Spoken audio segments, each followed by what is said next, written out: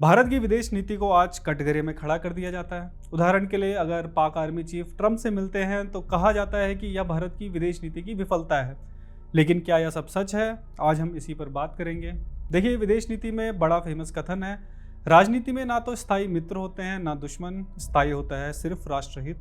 और इसी को कहा जाता है रियल पॉलिटिक्स। इसकी थ्योरी बड़ी सिंपल है। राजनीतिक निर्णय आदर्शों, नैतिकता या विचारधाराओं पर नहीं बल्कि ठोस राष्ट्र हितों, शक्ति संतुलन और प्रैक्टिकल बेनिफिट्स पर आधारित होने चाहिए। आसान भाषा में समझे तो डिप्लोमेसी में इमोशंस और मोरालिटी की कोई जगह नहीं होती। अगर ऐसा होता तो अमेरिका इतने देशों को तबाह करने के बाद आज एक सुपर पावर नहीं होता। चलिए अब नजर डालते हैं भारत आज क्या कर रहा है।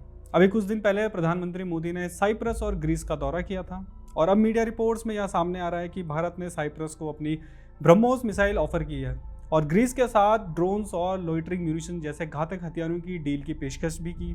दोनों ही देशों का तुर्की से 36 का आंकड़ा है।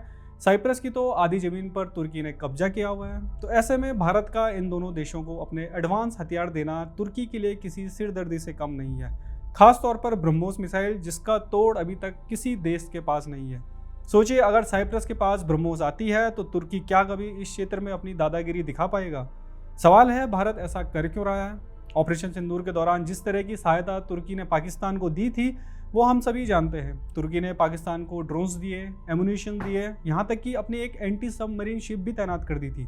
तो ऐसे में तुर्की को जवाब देना जरूरी था और वही भारत कर भी रहा है। भारत पहले ही अर्मीनिया को बड़ी मात्रा में हथियार दे चुका है। अर्मीनिया भी तुर्की अजरबैजान नेक्सस का शिकार है। तुर्की पूरे मेडिटेरियन क्षेत्र में अपना एक छत्र राज चाहता है, लेकिन भारत इस क्षेत्र में तुर्की के लिए प्रेशर पॉइंट्स क्रिएट कर रहा है, तुर्की के दुश्मनों के साथ रिश्ते मजबूत करके और उन्हें सैन्य रूप से मजबूत करके। लेकिन ऐसा नहीं है कि भारत सिर्फ यही कर रहा है। तुर्की में जब एक बड़ा भूकंप आया था तो भारत ने वहाँ एक बड़ा राहत और बचाव कार्य भी किया, तुर्की की मदद की थी। इससे तुर्की के आम लोगों में भारत के प्रति गुडविल गेस्चर जनरेट जरूर हुआ होगा। यह इसलिए भी जरूरी है क्योंकि तुर्की की लोकेशन बहुत इंपॉर्टेंट है।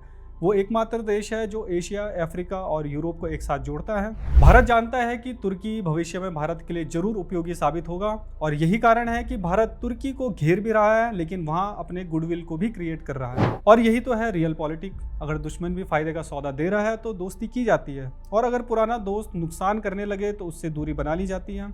आज़ादी के बाद भारत के पहले प्रधानमंत्री नेहरू एक आइडियलिस्ट थे और उनकी यह विचारधारा भारत की विदेश नीति में भी देखने को मिली। भारत लंबे समय तक नैतिकता पर आधारित विदेश नीति में विश्वास करता रहा, फिर चाहे वो चीन को खतरा ना मानना हो, सेना की संख्या में कटौती करने की कोशिश या गुटनिरपेक्ष आंदोलन वगैरह वगैरह। लेकिन दुनिया कहाँ मान रही थी? साल 1962 में हमें चीन से धोखा मिला, पाकिस्तान हमें डिक्लेयर्ड एनिमी घोषित कर चुका था और यहाँ तक कि अमेरिका भी हमारे दुश्मन हो चुका था। भारत की इस नीति को आदर्शवाद या आइडियलिज्म कहा गया, पर इसका फायदा भारत को कम, दूसरों को ज़्यादा मिला। लेकिन पिछले 10 सालों में यह सब बदल गया। अब भारत की विदेश नीति में एक गहरी समझ, लचीलापन और रणनीतिक सोच साफ दिखाई देती है। रूस यूक्रेन युद्ध के बीच भारत ने रूस से तेल भी खरीदा और अमेरिका से क्वाड में भी शामिल रहा।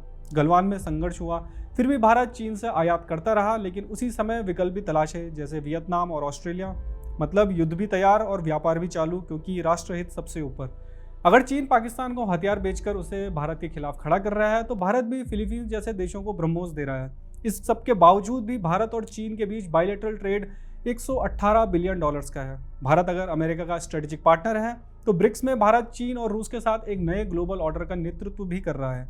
आज अरब देशों के साथ भी भारत के अच्छे रिश्ते हैं, तो दूसरी तरफ इजराइल के साथ भारत के रिश्ते भी नए आयाम छू रहे हैं।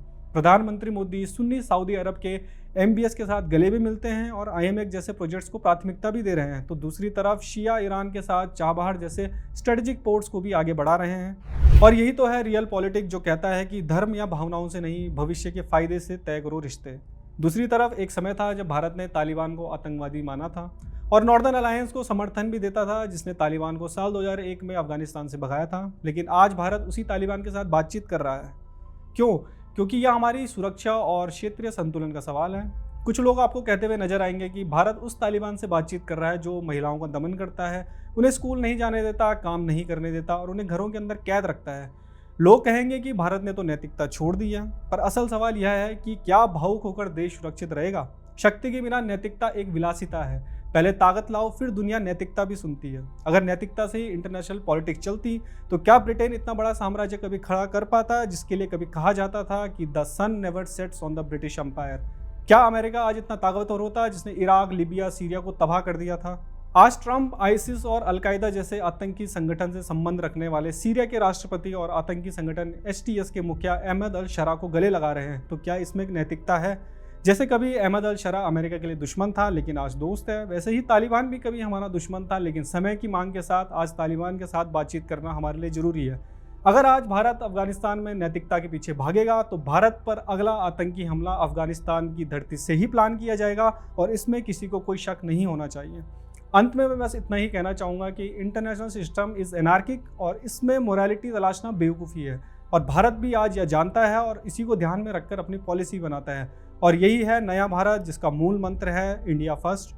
क्या आप मानते हैं कि भारत की नई नीति सही दिशा में है? हमें कमेंट में ज़रूर बताइए। तब तक के लिए देखते रहिए द पैम्फलेट। धन्यवाद।